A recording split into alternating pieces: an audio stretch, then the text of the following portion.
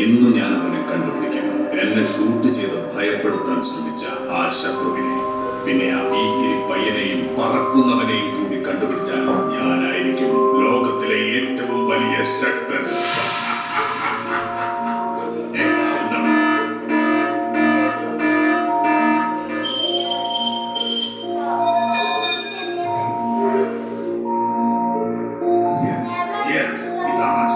എന്നെ ഷൂട്ട് ചെയ്ത ശത്രു. ആദ്യം അവനെ നശിപ്പിക്കണം. അതെ, അവനെ നശിപ്പിക്കണം.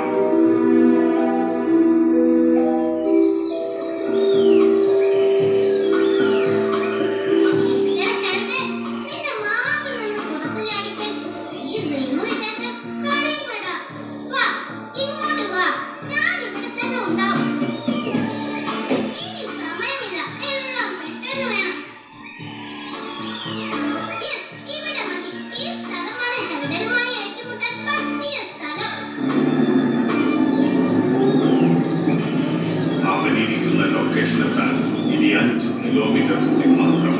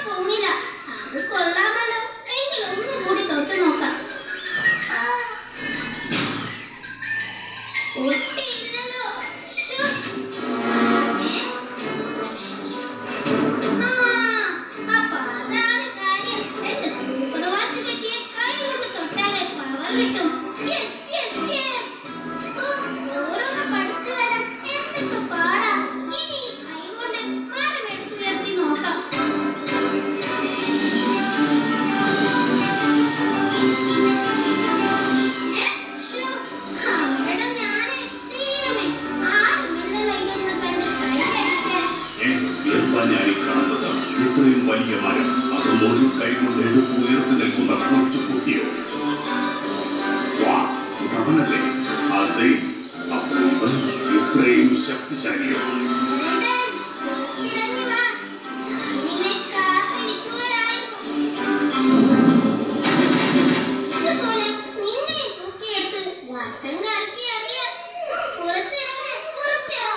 തൽക്കാലം അനുസരിക്കുന്നതാണ് ബുദ്ധി.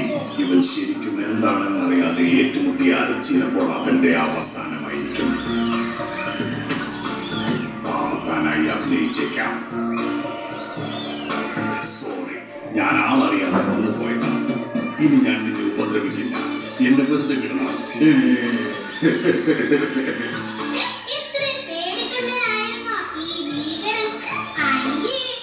എന്നെ പോകാൻ അനുവദിക്കൂ സെയിൻ, പ്ലീസ്. ഞാനിനി ഈ നാട്ടിൽ തന്നെ നിൽക്കില്ല. ഉറപ്പ്.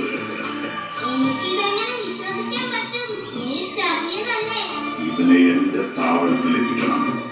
ഇതാണ് പറ്റിയ അവസരം. വിശ്വാസം വരണമെങ്കിൽ സെയിൻ എന്റെ കൂടെ വാ. ഞാൻ സാധനങ്ങൾ പാക്ക് ചെയ്ത് നാട് വീഴുന്നത് നേരിട്ട്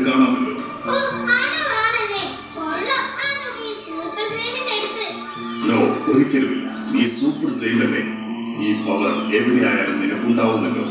അത് ശരിയാ, ഞാനിതെന്തൊരു മണ്ടനാ. ശരി, വണ്ടി തിരിച്ചോ, ഞാൻ എന്റെ കാറിൽ പിന്നാലെ വന്നോളാം. കാറെവിടെ? സൂപ്പർ സൈനിന് കാറൊക്കെ ഉണ്ടോ? പിന്നെ ഞാൻ സൈക്കിളിൽ വരുമെന്ന് കരുതിയോ? മിസ്റ്റർ ഹെൽഡൻ, ഇത് പഴയ സെയിമല്ല, സൂപ്പർ സെയിമാണ്. സൂപ്പർ കാറുള്ള സൂപ്പർ സെയിം.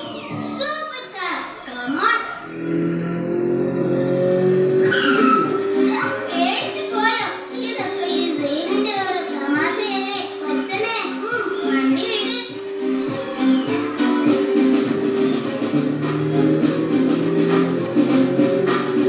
എനിക്ക് രണ്ടുവച്ചി ഇവനെയും കിട്ടും, ആ സൂപ്പർ കാറും കിട്ടും. മണ്ടൻ എന്റെ വാക്കെല്ലാം വിശ്വസിച്ച് പിന്നാലെ വരികയാണ്. എന്നെ പറ്റിക്കാനാണ് വിചാരിച്ചതെങ്കിൽ മോനെ ഹെൽഡൻ, അത് നിന്റെ അവസാനത്തെ ആഗ്രഹമായിരിക്കും. ഓർമ്മിച്ചോ?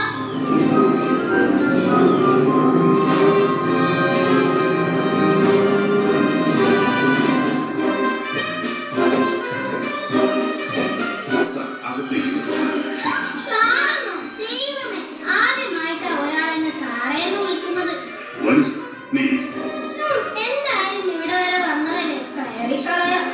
പിന്നെ പേടിക്കാനൊന്നുമില്ലല്ലോ, ഞാൻ സൂപ്പർ സെയിം അല്ലേ. എന്താണ് സർ ആലോചിക്കുന്നത്? വരൂ സർ, നടക്കൂ സർ. ഓക്കെ. ഇപ്പൊ തീർക്കാം.